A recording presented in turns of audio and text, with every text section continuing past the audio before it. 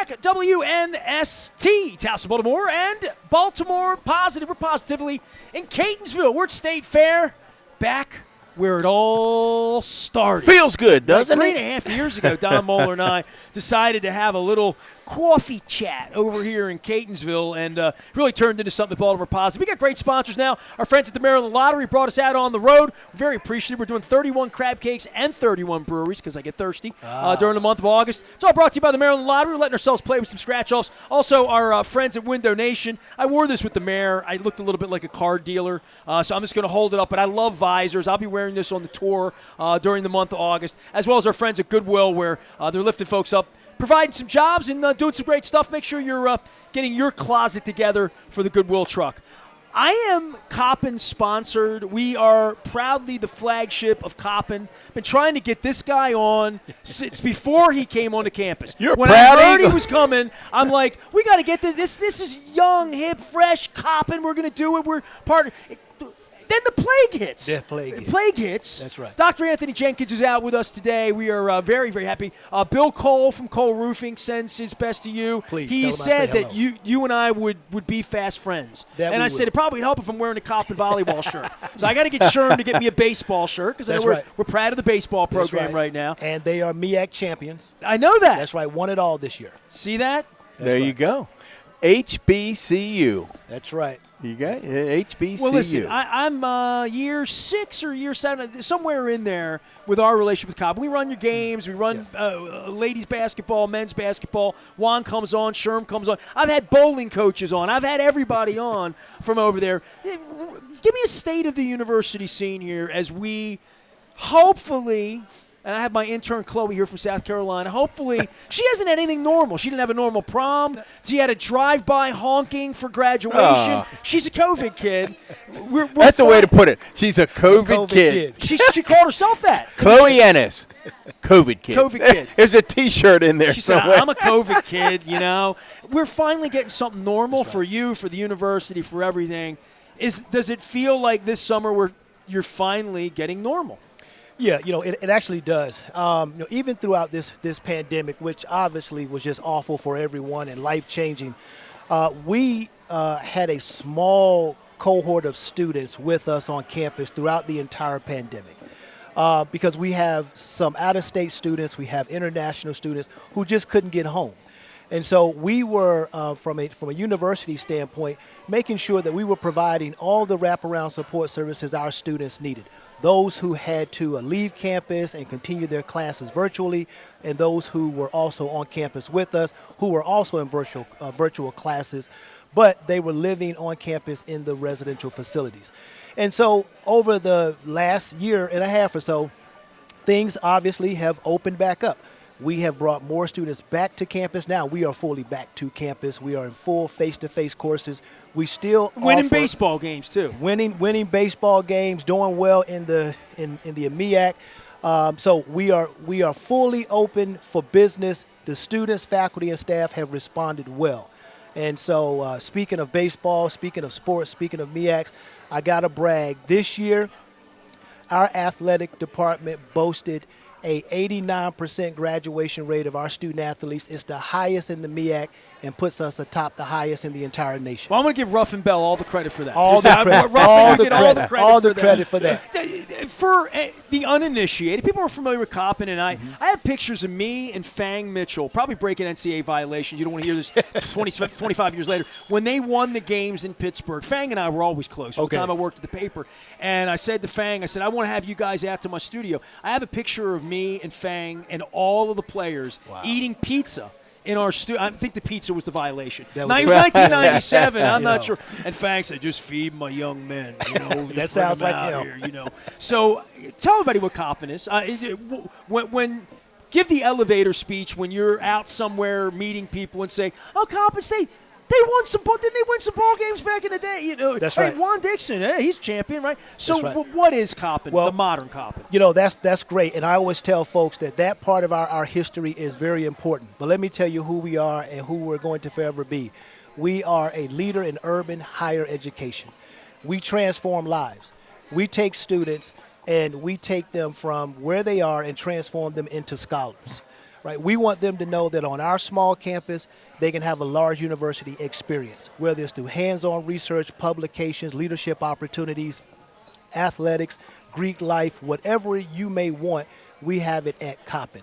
And so we are proud of our national rankings. Our academic programs are some of the best in the entire country. We have a world-class health professions program. Our nursing program is #1 in the state among all HBCUs. Grad Report just did an actual study of all the 55 institutions in the state of Maryland. Coppin is ranked 7th for the best return on investment, beating out larger schools with bigger budgets. It comes down to quality education and the right environment.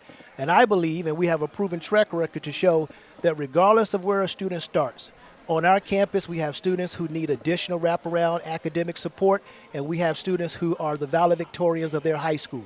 We get both those students over the finish line because we believe in providing a nurturing, supportive environment that challenges and supports them. That's everything that Moeller said to me the first day in 1982 when he was my guidance counselor. I believe that. You know what I'm saying? Well, I'm listening. I'm listening to the president. This is an speak. educator here. Yeah, This is my man I'm here. getting goosebumps when the president talks about Principal that because Moeller it just really kicking in. it really is it not, Mr. President, about meeting a young man or woman where they are, That's right, and then trying to navigate for them where they want to be. That's right.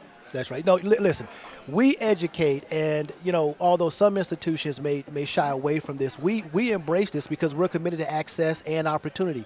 We educate the highest Pell eligible percentage of students of any 4-year in the state.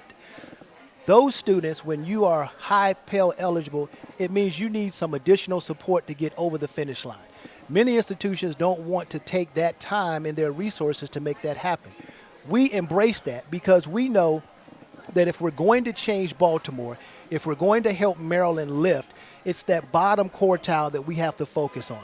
We have to close that gap, and that is a part of our mission. And yes, we educate high-performing students, but we also make sure that we keep that door open for those students who did not go to the best high schools, no fault of their own. They shouldn't be penalized for that. We don't select our students based on household income and zip code. Right, we base it on their potential and their willingness to participate in a partnership with Coppin so that they can move to a better quality of life. Well, for better or worse, Mr. President, in college, higher education today, there's a business side. That's right. For better or worse. How do you, we assume you've got the focus on the educational side, how do you grow Coppin so that it can check all of the boxes on the business side as well? Yeah, that's a very important question, and you are right. So we have to make sure that we can run the institution and do so at a very high level and be competitive while also doing that. And what I mean by being competitive is offering competitive scholarships, offering competitive salaries, those things. So we're always mindful on how we are using our resources to maximize those resources that we have. So we have an actual number that we try to bring in every fall that's going to help foster the financial aspects of the institution. We also look at our fundraising. And I am pleased to say that this year, well, the fiscal year closes out tomorrow on June 30th, all right? But we have raised this year more money in 1 year than we have in the last 5 years combined at Coppin State University. Is this alums that have done well, that give back? This has been our alums, corporations, people who are excited about what we're doing and they want to invest in Coppin. Well, Steve Bisciotti just made an right. investment, correct? That's right. So now, how does that affect you? We got a big sports. It makes me happy. I'm hoping Steve invite me to the box someday. Right on. All right. We'll work on that. Steve, if you're listening, President Jenkins will not say no to an invite. But for Steve to shed light on HBC, you know, especially in this area, right? Where Morgan, they're competitors. I come to some Morgan Coppin ball games once in a while. Yeah. But it is a family. I mean, the MEAC's a family as well. It is, but let me say this about that whole thing. Here's one of the interesting pieces about it, and I'm sure that he caught maybe some sidebar conversations. But Steve went to Salisbury. Sure. Right? And so now for him to be helping sister institutions recruit students and with scholarships and so forth, right? That just speaks to how big of a person he is. right? I'm sure he's doing great things for Salisbury, but for him to look at the bigger picture for Baltimore and for the state of Maryland, I just cannot express enough our gratitude for his and his wife's Renee's generosity. His word in saying you're underfunded, that you deserve more. Correct. That's what he's saying. You know, I can give you more, but you deserve more. That's right. And so, but I think what he is also saying, to your point, is that I'm giving. I understand it's not going to fill that gap. You deserve more. And my hope is, now Steve never said this, these are Anthony's words, I hope others will follow my lead. Right. And to understand that, again, if we're all going to be as great as we want to, then everybody has to help in the lift. And Steve and Renee are helping in the lift. And I just want to say I want to thank him again for not just helping the HBCUs and so many students that they're going to help transform lives, but he also did it in the name of Ozzy. And to me, that was a class act. He didn't do it in his name. He didn't do it in his wife's name. He understood Ozzie Newsom's background and his upbringing, and he said, I'm going to attach this scholarship to you. Because I think it's important that when you talk about scholarships, you talk about representation. When we took those students out to the Ravens practice field, and they were able to meet Ozzie, that was a magical moment. And so that was not lost on me, and it was not lost on our students, and I'm sure as brilliant as Steve is, it was done by design.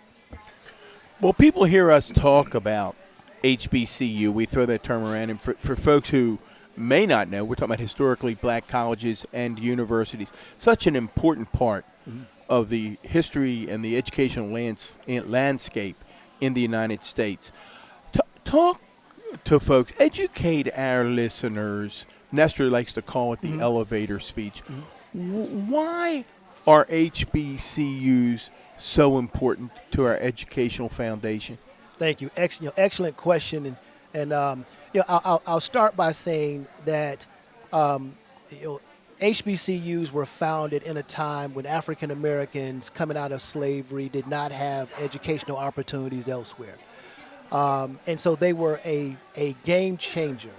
And fast forward today, there would be no African American middle class in this country if not for HBCUs. When you look at the number of judges sitting today and those who have passed on who have come from HBCUs, when you look at the doctors, when you look at the lawyers, when you look at those key areas, engineers, that HBCUs have helped produce, it is staggering. HBCUs equate for over $15 billion of economic impact annually in this country. We are only 3% of all higher education institutions, but we are graduating nearly 30% of all African American students. And I'll also That's a huge number. It is. Yeah, give that 3%, but 30% of African American. Okay. Right. So we have for a long time punched above our weight. Yeah, right? That's a great way to put it. And this is another thing that I think is so significant, is the HBCU. We are a historically black college or university, but we're not exclusively black. Coppin has a very diverse campus student population.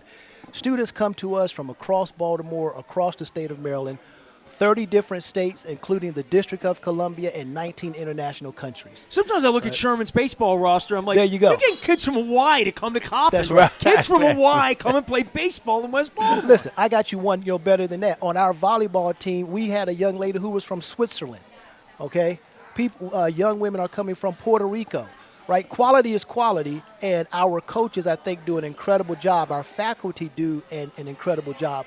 So to bring this full circle, we started with one goal, and that goal has expanded throughout the history of our institutions. And now students from all walks of life, from all economic backgrounds, from all races, from all ethnicities, say, you produce a quality product. You have a quality educational foundation. And regardless of the HBCU notion, I want to go and be a part of that. And so that's why we are so pleased to see so many students from diverse backgrounds walking into our institutions, understanding, appreciating that history, but also knowing that we are preparing them for a 21st century and global education. Well, speaking of that education, again, we're with President Anthony Jenkins, Coppin University. I was fascinated, and tell me if I'm right or wrong. In your resume, you are a veteran.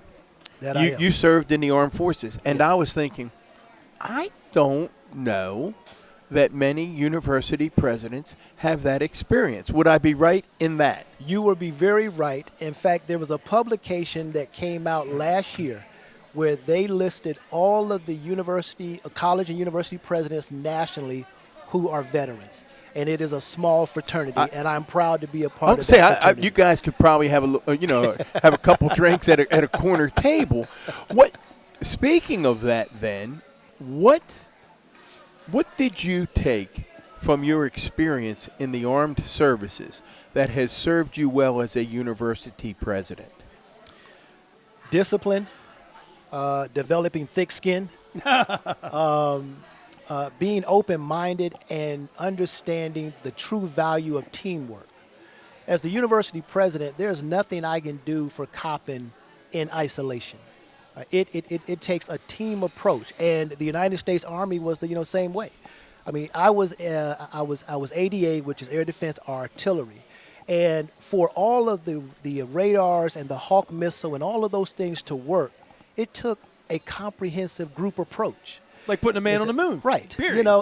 And so, those are values and transferable skills that I have taken with me. And I was in the service a long, long time ago, but those things stick with you, and I have employed them in every aspect of my career, whether serving as president at Coppin, president at West Virginia State, whether serving as associate vice president at the University of Central Florida, which is the largest institution in the nation, right? Those skills have served me well regardless of what environment I've walked into.